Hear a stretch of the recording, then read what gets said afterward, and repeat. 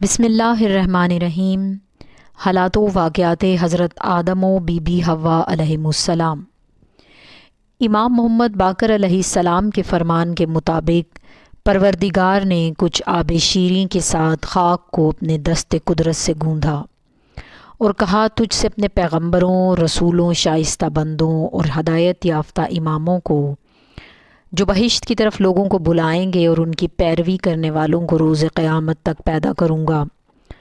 پھر کچھ آب شور لے کر خاک میں ملایا اور فرمایا کہ تجھ سے جباروں، فرعونوں اور شیطان کے بھائیوں کو جو لوگوں کو جہنم کی طرف بلائیں گے قیامت تک پیدا کروں گا، اور ان میں بدا کی شرط قرار دی۔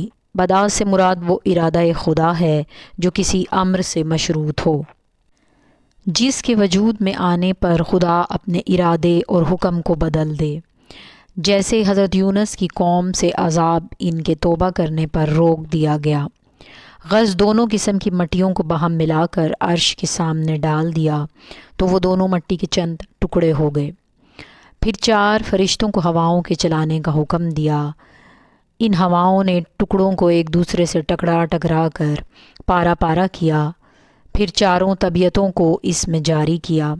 مختصر یہ کہ حضرت آدم علیہ السلام کا جسم مستقل اور مکمل ہوا اور 40 سال اسی صورت رہا۔ پھر خدا نے روح کو آدم علیہ السلام کے جسم میں پھونکا۔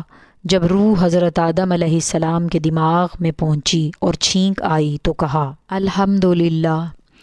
پھر حق تعالیٰ نے خطاب کیا یرحمک اللہ۔ عبداللہ بن عباس سے منقول ہے کہ رسول اللہ صلی اللہ علیہ وآلہ وسلم نے فرمایا کہ جب حق تعالیٰ نے آدم کو خلق فرمایا تو ان کو الہام کیا تو وہ اس کی حمد بجا لائے۔ خدا نے فرمایا کہ اپنے عزت و جلال کی قسم کھاتا ہوں کہ اگر ان 2 بندوں کو آخر زمانہ میں پیدا کرنا نہ چاہتا تو تجھے خلق نہ کرتا۔ آدم نے کہا، پالنے والے ان بندوں کی اسی قدر و منزلت کا واسطہ ان کا نام بتا دے۔ خطاب ہوا، اے آدم عرش پر نظر کرو۔